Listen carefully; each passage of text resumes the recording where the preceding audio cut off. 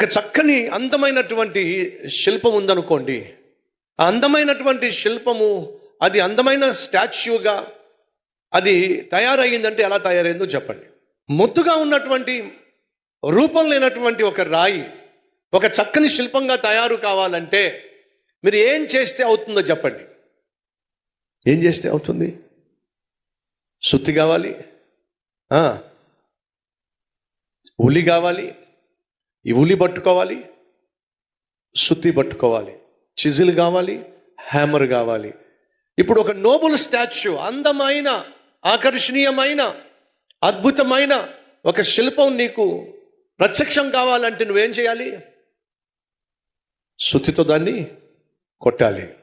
కాబట్టి ఇంగ్లీష్లో ఒక చక్కని మాట ఉంది, a noble statue will have to undergo as many as chisel blows.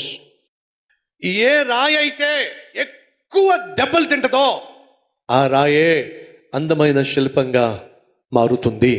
అడుగుతున్నాను, దెబ్బలు కొట్టకుండా శుద్ధితో ఉల్లి తీసుకుని శుద్ధితో కొట్టకుండా రాయి రూపానికి వస్తుందా? రాదు. అంతెందుకండి, మీరు ద్రాక్ష రసం తాగాలంటే ద్రాక్షలు ఏం కావాలి? నలపబడాలి. మీరు చెరుకు రసం, చెరుకు గడ్డ తీసుకోండి. చెరుకు గడ్డ మీరు విరగొట్టినప్పుడు, నోట్లో విరగొట్టినప్పుడు మీరు ఏం చేస్తారో చెప్పండి. గట్టి చెప్పండి.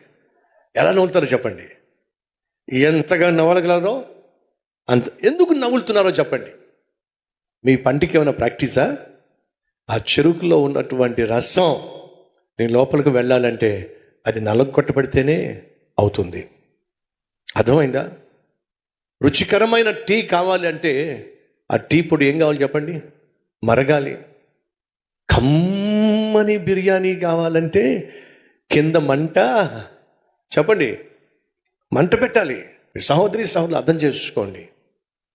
మంట పెడితేనే కదండి కూర ఉడికేది.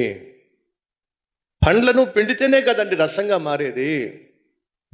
రాయిని కొడితేనే కదండి శిల్పంగా మారేది. సహోదరి సహోదరులు అడుగుతున్నా, ప్రకృతి మీకేం తెలియజేస్తుంది? ఏదైనా సరే నల్లగా గొట్టబడితేనే నలుగురికి ఉపయోగపడుతుంది. ముక్కలు ముక్కలు చేయబడకుండా నీ చొక్కా కుట్టబడడం సాధ్యము కాదు. ఎంతో చక్కగా ఒకే ఒక్క పీస్గా ఉన్నటువంటి ఆ గుడ్డను కట్ చేస్తేనే కదండి అది చొక్కా అయింది. ఏమర్థం అవుతుంది మీకు? నువ్వు నేను ఒక అందమైనటువంటి ఆత్మీయునిగా రూపాన్ని పొందుకోవాలి అంటే మనకు కూడా దెబ్బలు అవసరం అండి. దెబ్బలు పడకుండా మనం ఉపయోగపడడం సాధారణం, సాధ్యం కాదు.